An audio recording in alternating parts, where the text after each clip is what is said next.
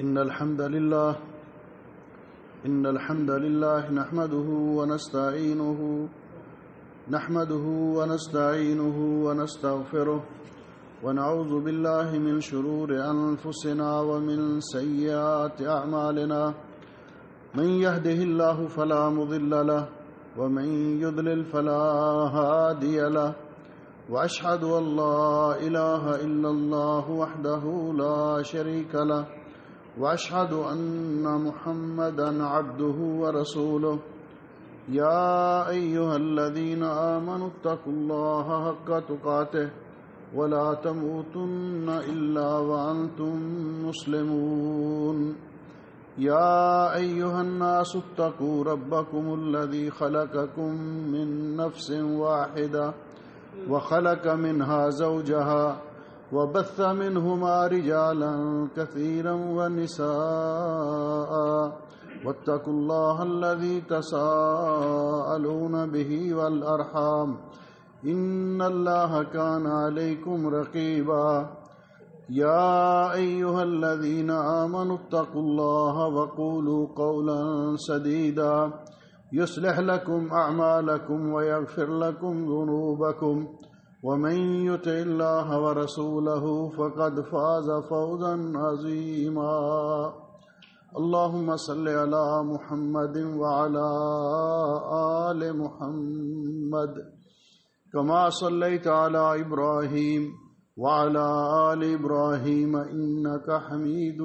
مجيد اللهم بارك على محمد وعلى آل محمد كما باركت على إبراهيم وعلى آل إبراهيم إنك حميد مجيد أما بعد فيا أيها الناس إن خير الحديث كتاب الله وخير الهدي هدي محمد صلى الله عليه وسلم وشر الأمور محدثاتها وكل محدثة بدعة وكل بدعة ضلالة وكل ضلالة في النار أعوذ بالله السميع العليم من الشيطان الرجيم ولا تحسبن الله غافلا عما يعمل الظالمون انما يؤخرهم ليوم تشخص فيه الابصار۔ قابل سعد احترام بزرگوں، بھائیوں اور عزیزوں، آج کے خطبہ جمعہ کا عنوان ہے الظلم و عواقبہ الوخیمہ، ظلم اور اس کے خطرناک انجام۔ اللہ سبحانہ و تعالی احکام الحاکمین ہے، ارحم الراحمین ہے۔ وہ عدل کو، انصاف کو، دوسروں کے ساتھ شفقت اور ہمدردی کو پسند کرتا ہے۔ ظلم، زیادتی، ناانصافی اور کسی کے ساتھ ناروا سلوک کو اللہ سبحانہ و تعالی بہت ناپسند کرتا ہے۔ اللہ سبحانہ و تعالی نے اسی لیے قرآن پاک میں یہ بات واضح طور پر ارشاد فرما دی، واللہ لا يحب الظالمین، اللہ تعالیٰ ظالموں کو بالکل پسند نہیں کرتا۔ اور اس مالک نے یہ بھی فرما دیا کہ ظالم اپنے طور پر، اپنے قوت، اقتدار یا اختیار کے بل بوتے پر اگر کسی پر وقتی طور پہ زیادتی کر بھی لیتا ہے، لیکن انجام کار انہ لا یفلح الظالمون، وہ کامیاب نہیں ہوتا، اس کے لیے خسارہ ہی خسارہ ہوتا ہے، ناکامی ہی ناکامی ہوتی ہے۔ اور حضرت ابو ذر رضی اللہ تعالیٰ عنہ روایت فرماتے ہیں، حدیث قدسی ہے کہ رسول اکرم صلی اللہ علیہ وسلم نے فرمایا کہ اللہ جل شانہ فرماتے ہیں، یا عبادی، اے میرے بندو، انی حرمت الظلم علی نفسی، میں نے اپنے اوپر ظلم کو حرام قرار دیا ہے۔ یعنی اللہ سبحانہ و تعالی کسی پر ظلم نہیں کرتا، ذرہ برابر بھی۔ تو اللہ تعالیٰ فرماتے ہیں کہ میں نے اپنے اوپر ظلم کو حرام قرار دیا ہے، وَجَعَلْتُهُ بَيْنَكُمْ مُحَرَّمًا، اور تمہارے درمیان بھی ایک دوسرے پر ظلم کرنا اس کو حرام قرار دیا ہے۔ فَلَا تَظَالَمُوا، لہذا ایک دوسرے پر ظلم نہ کرو۔ اور اللہ سبحانہ ہوا تعالیٰ کے پیارے نبی حضرت محمد رسول اللہ صلی اللہ علیہ وسلم نے یہ مسلمان کا وصف بیان کیا ہے، المسلم اخو المسلم، مسلمان مسلمان کا بھائی ہے۔ جہاں اور بہت ساری چیزوں سے منع فرمایا، اور وہاں فرمایا لا یظلمہ، مسلمان کبھی دوسرے مسلمان پر ظلم نہیں کرتا۔ یہ اسلام کی بنیادی تعلیمات ہیں، یہ اسلام کا فطرتی نظام ہے۔ یہ ظلم جس کے بارے میں اس قدر ہمیں آگاہ کیا گیا کہ صحیحین کے اندر یہ حدیث ہے کہ رسول اکرم صلی اللہ علیہ وسلم نے فرمایا اتقوا الظلم فإن الظلم ظلمات یوم القیامہ، ظلم سے بچو، کسی بھی قسم کے ظلم سے بچو، کیونکہ ظلم قیامت کے دن اندھیرے ہیں، ظالم قیامت کے دن اندھیرے میں ہوگا، اللہ رب العزت کی سزا کا مستحق ہوگا، اس کا انجام کار خسارہ ہی خسارہ ہے۔ یہاں تک کہ پیارے نبی حضرت محمد رسول اللہ صلی اللہ علیہ وسلم کی یہ مشہور دعا ہے کہ جب بھی آپ گھر سے نکلتے تو آپ گھر سے نکلتے وقت یہ دعا کیا کرتے تھے، اور یہ دعا دیکھیے کتنی جامع دعا ہے۔ آپ یہ دعا فرمایا کرتے اللہم انی اعوذ بک من ان اضل او اضل، اے اللہ میں تیری پناہ چاہتا ہوں اس سے کہ میں کسی کو گمراہ کروں یا کوئی مجھے گمراہ کرے، میں کسی کو بدراہ کروں یا کوئی مجھے بھٹکا دے، او ازل او ازل، یا میرا پاؤں پھسل جائے یا میں کسی کے پاؤں کو پھسلانے کی کوشش کروں، او ازلم او ازلم، میں اس سے بھی تیری پناہ چاہتا ہوں کہ کہیں میں کسی پر ظلم نہ کر بیٹھوں، اور اس سے بھی تیری پناہ چاہتا ہوں کہ کوئی مجھ پر بھی ظلم نہ کرے، او اجہل او یجہل علیہ،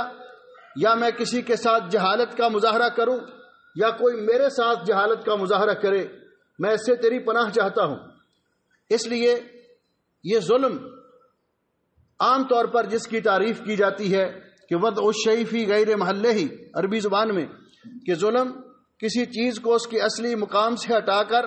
اس کے ایسے مقام پر رکھنا جو اس کے لیے لائق نہیں اور مناسب نہیں، یعنی کسی کا حق چھین کر دوسرے کو دینا، کسی کا حق غصب کرنا، کسی پر ظلم اور زیادتی کرنا، کسی کے ساتھ ناانصافی کرنا، یہ سارے کے سارے ظلم کی تعریف میں آتے ہیں۔ عمومی طور پر علماء نے ظلم کو 3 حصوں میں تقسیم کیا ہے، اور پیارے نبی حضرت محمد رسول اللہ صلی اللہ علیہ وسلم نے بھی حدیث پاک میں اس کی وضاحت فرمائی ہے۔ ان انس رضی اللہ تعالیٰ عنہ،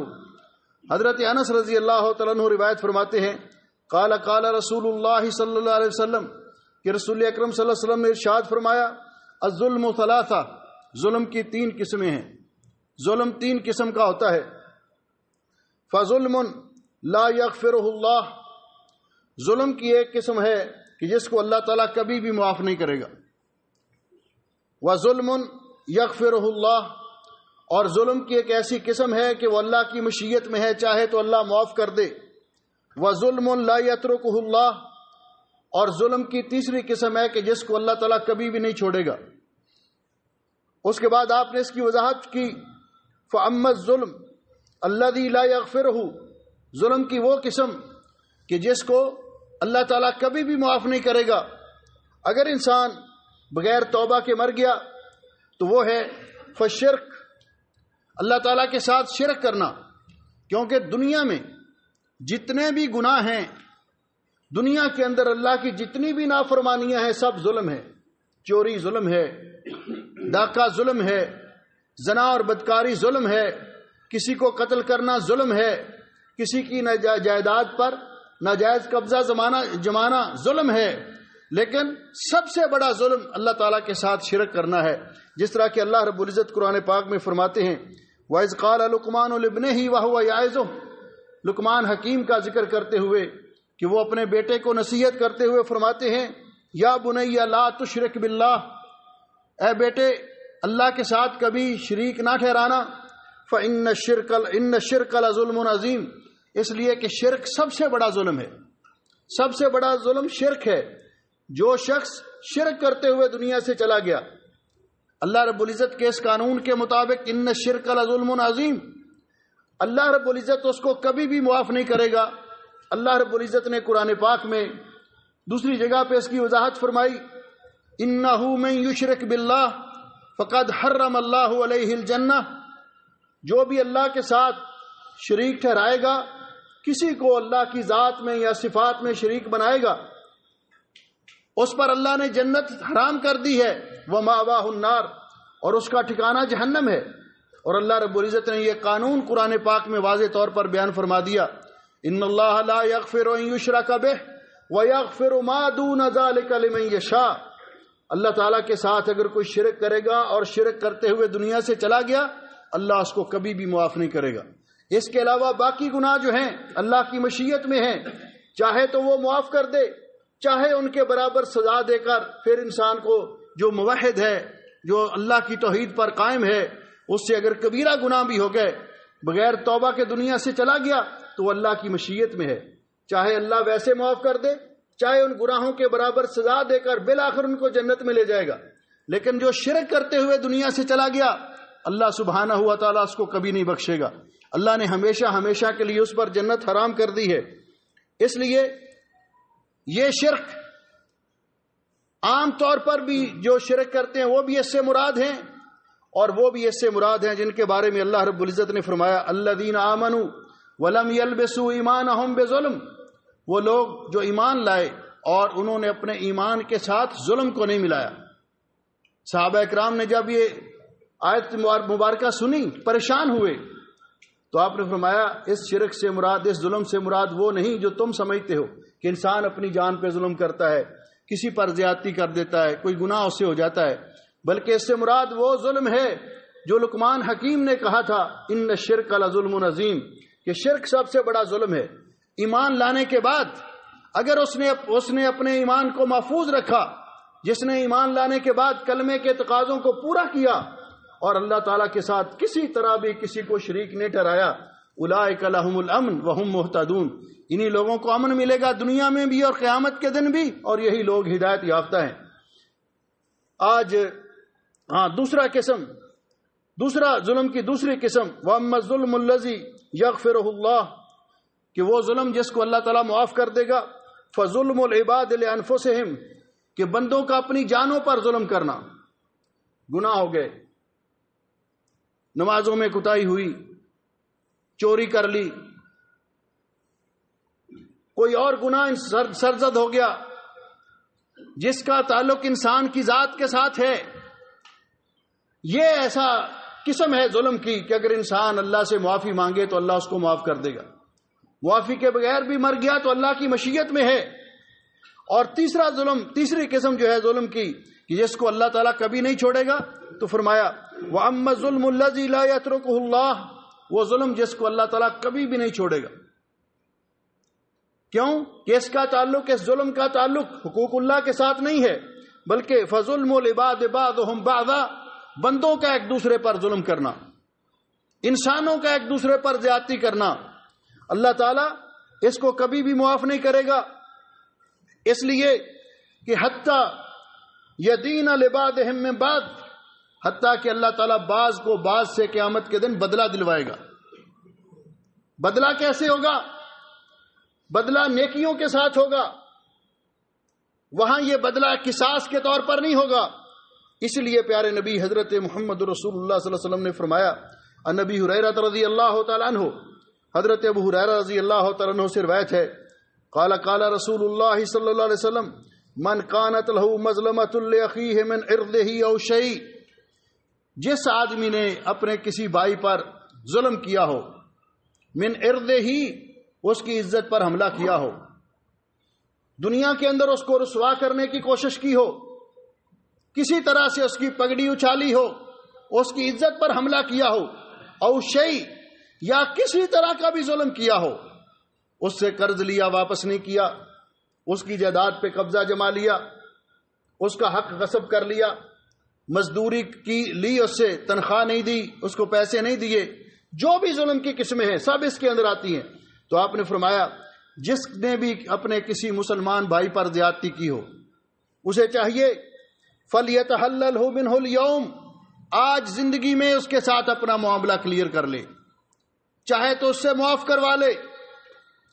چاہے اس کا حق ادا کر کے اپنا معاملہ دنیا کے اندر اس کے ساتھ کلیئر کر لے۔ اس لیے قبل ان اللہ یکون دینار ولا درہم، اس سے پہلے کہ وہ دن آ جائے کہ جہاں پر انسان کے پاس دینار و درہم نہیں ہوں گے، مال و دولت نہیں ہوگی، روپے پیسے نہیں ہوں گے، ان کان لہ عمل صالح، تو بدلہ کیسے ہوگا؟ اگر اس ظلم کرنے والے کے پاس نیکیاں ہوں گی، اخذ منہ بقدر مظلمتہ، اس کی وہ نیکیاں لے کر ان لوگوں کو دی جائیں گی جن پر اس نے ظلم اور زیادتی کی ہوگی۔ اور اگر اس کے پاس نیکیاں نہیں ہوں گی، ان لم تکن لہ حسنات اخذ من سیئات صاحبہ فحمل علیہ، تو پھر وہ لوگ جس پر اس نے زیادتی کی ہوگی اس کے گناہ لے کر اس پہ ڈالے جائیں گے، اور اس کے عذاب میں مزید اضافہ ہو جائے گا۔ اس لیے قیامت سے پہلے پہلے جب تک ہوش و حواس قائم ہے، انسان کے پاس یہ اختیار باقی ہے، وہ کر سکتا ہے لوگوں کے ساتھ اپنا معاملہ کلیئر کر لے، لوگوں کے ساتھ اپنا معاملہ طے کر لے، وگرنہ قیامت کے دن پھر نیکیاں لی جائیں گی اور نیکیاں نہیں ہوں گی تو پھر دوسرے لوگوں کے گناہ اس پر ڈالے جائیں گے، اور اس سے بڑی بدبختی کوئی نہیں۔ اسی لیے پیارے نبی حضرت محمد رسول اللہ صلی اللہ علیہ وسلم نے ایک دن صحابہ اکرام رضوان اللہ علیہم اجمعین سے پوچھا کہ تم جانتے ہو کہ مفلس کون ہے؟ یہ ظلم کے نتائج ہیں۔ دین اسلام عقائد و نظریات، عبادات اور معاملات کے مجموعے کا نام ہے۔ بعض اوقات بعض لوگ نیکی میں بہت آگے بڑھ چڑھ کے حصہ لیتے ہیں، نیکیاں ان کے پاس بہت ہوتی ہیں، لیکن معاملات میں کورے ہوتے ہیں، معاملات میں صفر ہوتے ہیں۔ ایسے لوگوں کی کیفیت بیان کرتے ہوئے رسول اکرم صلی اللہ علیہ وسلم نے فرمایا، مسلم شریف کی حدیث ہے، حضرت ابو ہریرہ رضی اللہ تعالیٰ عنہ روایت فرماتے ہیں کہ آپ نے فرمایا، جانتے ہو مفلس کون ہوتا ہے؟ صحابہ اکرام نے جواب دیا، جی ہاں، ہمارے ہاں مفلس اس کو کہتے ہیں کہ جس کے پاس کوئی درہم و دینار نہ ہو، دنیا کا ساز و سامان نہ ہو۔ آپ نے فرمایا یہ مفلس نہیں، دنیا تو گزر ہی جائے گی، امیروں کی بھی گزر جائے گی، فقیروں کی بھی گزر جائے گی۔ حقیقی مفلس وہ ہے جو قیامت کے دن من یاتی یوم القیامہ بصلاۃ و زکوٰۃ و صدقات، جو قیامت کے دن بہت نیکیاں لے کر آئے گا، نمازیں، نفلی روزے، نفلی صدقہ و خیرات، فرضی کے علاوہ، ابھی اپنی نیکیوں کے پاس کھڑا ہوگا،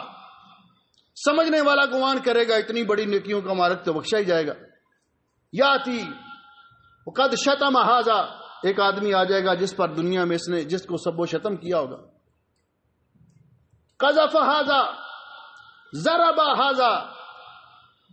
اکل مال ھذا، سفک دم ھذا،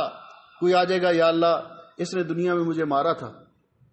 میرا مال غصب کر لیا تھا، ہڑپ کر گیا تھا، مجھے قتل کیا تھا یا قتل کروایا تھا، مجھ پر بہتان لگایا تھا، تو اللہ رب العزت حکم دیں گے کہ اس کی نیکیاں، اتنی بڑی نیکیوں کے مالک کی نیکیاں ان لوگوں کے اندر جو مطالبہ کرنے والے ہیں، جن پر دنیا میں اس نے ظلم اور زیادتی کی تھی، ان میں تقسیم کر دی جائیں۔ حدیث پاک کے الفاظ ہیں، اس کی نیکیاں ختم ہو جائیں گی لیکن مطالبہ کرنے والے ابھی باقی ہوں گے، کیونکہ یہ نیکیوں میں تو بڑا بڑھ چڑھ کے حصہ لینے والا تھا، لیکن دنیاوی طور پر حقوق العباد کے بارے میں بہت کمزور تھا، صفر تھا۔ یا اللہ اب کیا کریں؟ اللہ تعالیٰ فرمائیں گے آپ ان لوگوں کے گناہ لے کر اس کے اوپر ڈالو جس پر اس نے زیادتی کی، ظلم کیا دنیا کے اندر، ناانصافی کی جن کے ساتھ، پھر ان کے گناہ لے کر اس پہ ڈال دیے جائیں گے۔ ثم طرح فی النار، اتنی بڑی نیکیوں کا مالک، بدبختی یہ ہے، آپ نے فرمایا اصل فقیری یہ ہے، مفلسی یہ ہے کہ اتنی بڑی نیکیوں کا مالک لوگوں کے گناہ لے کر جہنم میں پھینک دیا جائے گا۔ اللہ ہم سب کو محفوظ فرمائے۔ اس لیے دنیا کی زندگی میں ہمارے پاس یہ وقت ہے کہ ہم اپنا محاسبہ کریں، اکیلے بیٹھ کر اپنے احوال پہ، اپنے معاملات پہ غور کریں اور اپنی اصلاح کرنے کی کوشش کریں۔ آج میں ظلم کی جس قسم کا تذکرہ کرنا چاہتا ہوں، یہی قسم ہے کہ بندوں کا ایک دوسرے پر ظلم، جب کوئی کسی پر ظلم کرتا ہے اور زیادتی کرتا ہے، حدیث پاک میں اس کی بہت ساری قسمیں بیان کی گئی ہیں۔ پہلے نمبر پر اللہ رب العزت نے اس کو بھی ظلم قرار دیا کہ جو شخص لوگوں کو اللہ کی عبادت سے روکتا ہے، مساجد میں آنے سے روکتا ہے، مساجد کو ویران کرنے کی کوشش کرتا ہے، تو اللہ رب العزت فرماتے ہیں وَمَنْ أَظْلَمُ مِمَّنْ مَنَعَ مَسَاجِدَ اللَّهِ أَنْ يُذْكَرَ فِيهَا اسْمُهُ وَسَعَىٰ فِي خَرَابِهَا أُولَٰئِكَ مَا كَانَ لَهُمْ أَنْ يَدْخُلُوهَا إِلَّا خَائِفِينَ لَهُمْ فِي الدُّنْيَا خِزْيٌ وَلَهُمْ فِي الْآخِرَةِ عَذَابٌ عَظِيمٌ۔ سب سے بڑا ظالم وہ ہے، اس سے بڑا ظالم کون ہو سکتا ہے جو لوگوں کو اللہ کے گھروں سے روکے، اللہ کی مساجد سے روکے۔ دوسرا، اللہ تعالیٰ کی حدود کو تجاوز کرنا، حدود سے تجاوز کرنا، یہ بھی ظلم ہے۔ اللہ رب العزت فرماتے ہیں وَمَن يَتَعَدَّ حُدُودَ اللَّهِ فَأُولَٰئِكَ هُمُ الظَّالِمُونَ، جو اللہ تعالیٰ کی حدود کہ اللہ تعالیٰ نے منع کر دیا کہ یہاں سے آگے نہیں بڑھنا، اللہ تعالیٰ کی حدود کو پامال کرتا ہے، وہ بھی ظالم ہے۔ اور وہ بھی ظالم ہے کہ جو یتیموں کا مال ناجائز طریقے سے کھا جاتا ہے۔ اللہ سبحانہ و تعالیٰ فرماتے ہیں ان الذین یاکلون اموال الیتامی ظلما انما یاکلون فی بطونہم نارا وسیصلون سعیرا، وہ لوگ جو یتیموں کا مال ناحق طریقے سے ظلم اور زیادتی کر کے کھا جاتے ہیں، ہڑپ کر جاتے ہیں، وہ اپنے پیٹ میں نرم نوالے نہیں ڈال رہے بلکہ جہنم کی آگ بھر رہے ہیں، اور قیامت کے دن وہ دہکتی ہوئی آگ میں داخل ہوں گے۔ ظلم یہ بھی ہے کہ انسان اپنی اولاد پر زیادتی کرے، کسی کو نواز دے، کسی کو محروم کر دے۔ رسول اکرم صلی اللہ علیہ وسلم نے فرمایا اتقوا اللہ واعدلوا بین اولادکم، اللہ سے ڈرو، اپنی اولاد کے درمیان عدل و انصاف کرو۔ ظلم یہ بھی ہے کہ انسان کسی سے قرض لیتا ہے، اس کے پاس یہ صلاحیت موجود ہے، ادا کرنے کے قابل ہے، لیکن یہ پیسے ہونے کے باوجود اپنا کاروبار بڑھائے جا رہا ہے، لیکن قرض خواہ کا قرض ادا نہیں کرتا، حالانکہ اس نے اس پر احسان کیا تھا، ضرورت کے وقت اس کا تعاون کیا تھا۔ رسول اکرم صلی اللہ علیہ وسلم نے فرمایا وَمَثْلُ الْغَنِيِّ ظُلْمٌ يُحِلُّ عِرْضَهُ وَعُقُوبَتَهُ، غنی آدمی کا ٹال مٹول کرنا یہ ظلم ہے۔ جو مظلوم ہے اس کو اللہ نے حق دیا ہے کہ وہ لوگوں کے اندر اس کو پنچایت میں بلا کر لوگوں کے سامنے اس کی حالت کو واضح کرے، یا پھر کچہری اور عدالت میں جا کر، کورٹ میں جا کر اس کے خلاف کیس کرے، یہ مظلوم کے لیے جائز ہے۔ یحل عرضہ وعقوبتہ، اور یہ بھی ظلم ہے۔ عن عبداللہ ابن عمر رضی اللہ عنہما قال قال رسول اللہ صلی اللہ علیہ وسلم آت العجیر اجرہ قبل ان یجف عرقہ، کہ مزدور کو اس کا خونہ خشک، اس کا پسینہ خشک ہونے سے پہلے پہلے اس کی مزدوری ادا کرو۔ مزدور کی مزدوری اس کا پسینہ خشک ہونے سے پہلے ادا کرو۔ اگر کوئی ایسے نہیں کرتا تو وہ اس پر ظلم کرتا ہے۔ اور رسول اکرم صلی اللہ علیہ وسلم نے فرمایا وفی صحیحین ان رسول اللہ صلی اللہ علیہ وسلم قال من اقتطع حق امرئ مسلم بیمینہ فقد اوجبہ اللہ لہ النار وحرم علیہ الجنہ، جو آدمی جھوٹی قسم اٹھا کر کسی کی جائیداد پہ قبضہ کر لیتا ہے، کسی کا حق لے لیتا ہے، جھوٹی گواہیاں پیش کر کے، جھوٹی قسم اٹھا کر، اللہ تعالیٰ نے اس پر جنت حرام کر دی ہے اور اس پر جہنم واجب کر دی ہے۔ قیل یا رسول اللہ وَإِنْ كَانَ شَيْئًا يَسِيرًا، آپ سے پوچھا گیا کہ حضرت اگر وہ تھوڑی سی چھوٹی سی چیز بھی ہو، معمولی سی چیز بھی ہو، آپ نے فرمایا قال وَإِنْ كَانَ قَضِيبًا مِّنْ أَرَاكَ، اگرچہ وہ پیلو کے درخت کی ایک مسواک کے برابر کیوں نہ ہو، اتنا بھی اس نے حق کسی کا لیا تو جھوٹی قسم کھا کر، تو اللہ تعالیٰ ایسے شخص پر جہنم کو واجب کر دیتا ہے، جنت کو حرام کر دیتا ہے۔ نبی پاک صلی اللہ علیہ وسلم نے فرمایا من ظلم قید شبر من ارض طوقہ اللہ یوم القیامت من 7 ارضین، آپ نے فرمایا کہ قیامت کے دن وہ شخص جس نے دنیا میں کسی کی ایک بالشت جگہ پہ قبضہ کیا،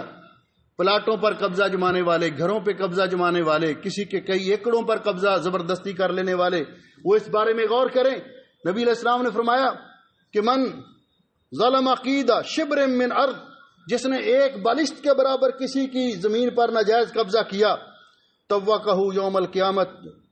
قیامت اللہ تعالیٰ اس کے گلے میں توق ڈالے گا قیامت کے دن من 7 ارضین، 7 زمینوں کا توق، 7 زمینوں کی موٹائی کے برابر اس کے گلے میں توق ڈالے گا۔ اللہ سبحانہ و تعالی ہمیں دنیا کے اندر کسی کے اوپر بھی ذرا برابر بھی ظلم اور زیادتی سے محفوظ فرمائے اور ہمیں ظلم سے بچائے، ہر کسی کے ساتھ حسن سلوک کرنے کی توفیق بخشے۔ اور ظلم کی جتنی قسمیں ہیں، وہ شرک ہے، وہ انسان کا اپنی جان پر ظلم ہے، وہ بندوں کا ایک دوسرے پر ظلم ہے، اللہ تعالیٰ ان تمام قسموں سے ہمیں محفوظ فرمائے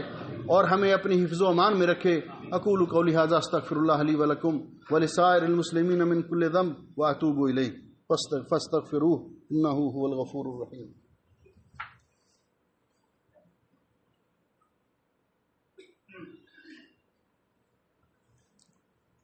ان الحمد للہ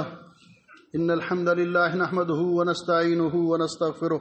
ونعوذ باللہ من شرور انفسنا ومن سیئات اعمالنا من يهده الله فلا مضل له ومن يضلل فلا هادي له واشهد ان لا اله الا الله وحده لا شريك له واشهد ان محمدا عبده ورسوله۔ اما بعد،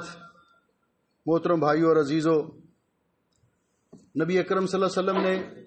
ہمیں خصوصی طور پر اس بات سے آگاہ کیا ہے کہ مظلوم کی بد دعا سے بچا جائے۔ مظلوم کی آہیں، مظلوم کی بد دعا، اس کے اندر اتنی تاثیر ہے کہ نبی کریم علیہ السلام نے ارشاد فرمایا،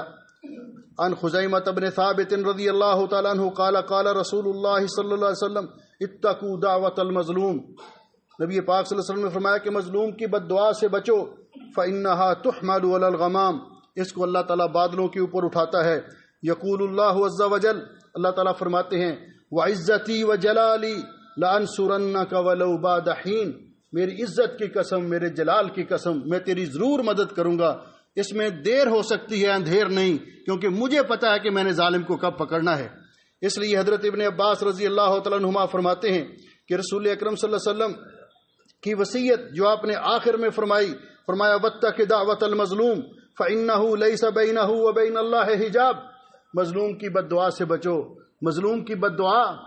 اور اللہ تعالیٰ کے درمیان کوئی پردہ نہیں۔ اور نبی کریم علیہ السلام نے ارشاد فرمایا، عن ابی ہریرہ رضی اللہ تعالیٰ عنہ ان النبی صلی اللہ علیہ وسلم قال ثلاث دعوات مستجابات لا شک فیہن، تین لوگوں کی دعائیں اللہ ضرور قبول کرتا ہے، ان کی قبولیت میں کوئی شک نہیں ہے۔ اس میں دعوت الوالد، والد کی دعا اپنی اولاد کے حق میں، ودعوت المسافر، سفر کی حالت میں مسافر کی دعا، ودعوت المظلوم، اور مظلوم کی بد دعا، اللہ رب العزت ان کو فوراً قبول کرتا ہے۔ اس لیے